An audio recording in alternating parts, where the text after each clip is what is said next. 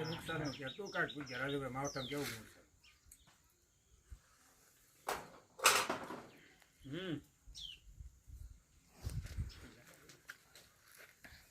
નુકસાન કેવું થયું છે રાજુભાઈ માવઠાનું? મહેશભાઈ નુકસાની તો વાત કરવી ને તમે કોઈ માપ જ નથી. તમે હવે આપણે આજે મગફળી ઉપાડેલી હતી એ આખી કાળી મેં અને 7 દિવસથી એક ધારું પડે છે વરસાદ. આ ડુંગળું એમાં તો હવે કઈ લેવા જેવું રૂ નથી. ડુંગળી અને સિંગ એવી થઈ ગઈ છે. ડુંગળી તો આખી આમ તમે જોયું નહીં આગળ તમને ગઈ પતિ. હા અને શેઢે નાખવાની જ રહે. શાળુ પાકમાં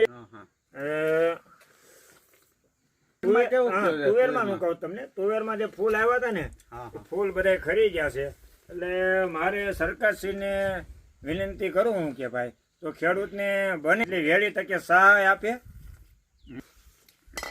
માવઠું છે ને ભાઈ બહુ ભારે પીડ્યું છે ખેડૂતોને. અને બીજું તમને મહેશભાઈ કહું ને, કારણ કે હવે આ દિવાળીનો ટાઈમ છે અને શ્રાવણ મહિનો આવશે અને ઘરે ઘરે એવા નાના મોટા પ્રસંગ હોય છે બધા. ફર હોય એને વાંધો નહીં, કારણ કે હજી એગ્રોના બિલ દેવાય નથી. કોઈને દીકરીઓ પહોણાવાના છે, કોઈને છોકરા પહોણાવાના બાકી છે. આ બધું હજી પ્રસંગો ચાલુ જ થયા છે આપણે દિવાળી ઉપર. અને આ 4 દિવસ તો તમે જોવો તો ખરા ખેતર આવીને તો આમ ખેતર આપણને આમ આંખમાં આવડા ભીની આંખ થઈ જાય. તમે આમ જોવો ને તો પણ શું થાય, આ તો કુદરતનો કેર છે.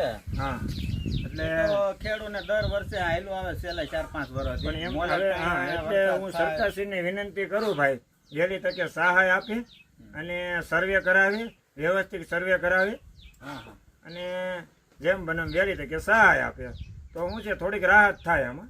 બરાબર. બાકી તો હવે આપણે કોની પાસે આશા રાખવી? ના ના સાચી વાત છે. કુદરત જ જો આપણે ઉપર રૂઠો છે તો હવે આ એક માંડવીનું એવું છું, ખેતરમાં પાથરા હતા જ્યાં વરસાદ આવ્યો એ 2-3 વખત પહેલી. હા એ માંડવીની મોસમ માંડ હજી તો અડધા ખેતરમાં ઘણા પડી છે માંડવી. ત્યાં બધા ડુંગળીની આણી નાખી વરસાદે. નુકસાન તો બહુ છે. હજી ઘઉં બહુ વવાણા નથી, ક્યાં વરસાદ આવ્યો તુવેરમાં ફૂલડા ખરી ગયા. હા એ તો એમાં એવું નથી, આપણે એવું નથી. આખા ગુજરાતમાં મહેશભાઈ આ રીતે છે. આપણે બે દિવસે હું ન્યૂઝમાં જોઉં છું અને વિડીયો આપણે જોઈએ છીએ. આપણે એટલું નુકસાન તો અહીંયા છે જ આપણે.